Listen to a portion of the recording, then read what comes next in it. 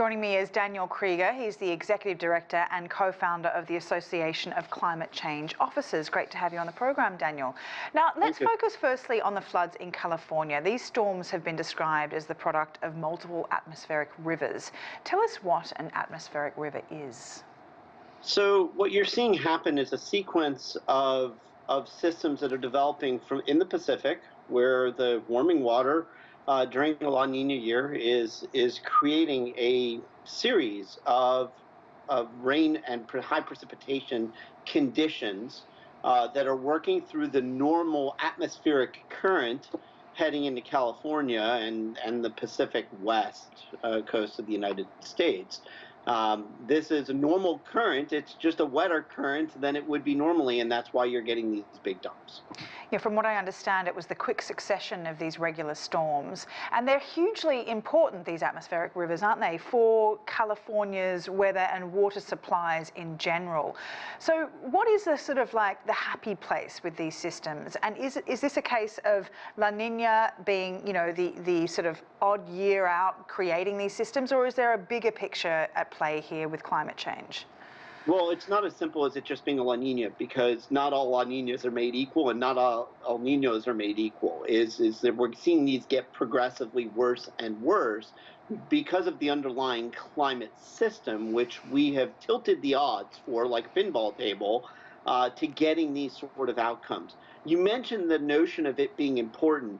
It's important for us to not think of this as a dependency, but rather what's happening is we're getting severity in terms of drought, and then we're getting severity in terms of precipitation. And while the numbers may seem in some aspects like they balance out, it's really not equilibrium. So is this what California should expect in the future, more flooding and weather like this? Well, yeah, one is when you've had the kind of drought that California has had, the ground doesn't do well with the water. So you're going to get flood under easier conditions now to get a flood event. You can't manage the water the way you could before. And while you're getting some replenishment of surface reservoirs, those who are, say, in the San Joaquin Valley and places that are dependent upon groundwater, it doesn't even help them. It really doesn't get into the groundwater supply. So they're going to see a lot more of this, but it doesn't really clean the picture up. In 2022, there were 18 weather climate disaster events with losses exceeding $1 billion each in the US, so that's $18 billion in total. What does the US need to do to try and adapt to this new reality, given efforts to slow or reverse the impact of climate change are not really being met? Well, quick clarification, it's a lot more than $18 billion.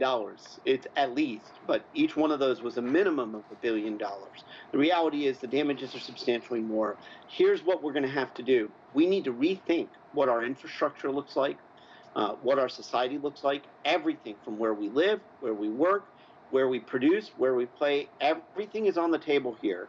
We're going to have to rethink how it is that we can be healthy, secure, and be prosperous, have economic vitality when the rules of the planet are functionally changing underneath us. Well, it seems like if we're not going to make the decision, it seems like the weather will make the decision for us regardless anyway. You are spot on. Thank you very much. Really appreciate your time there. Daniel Kreeger, the Executive Director and co-founder of the Association of Climate Change. Still ahead,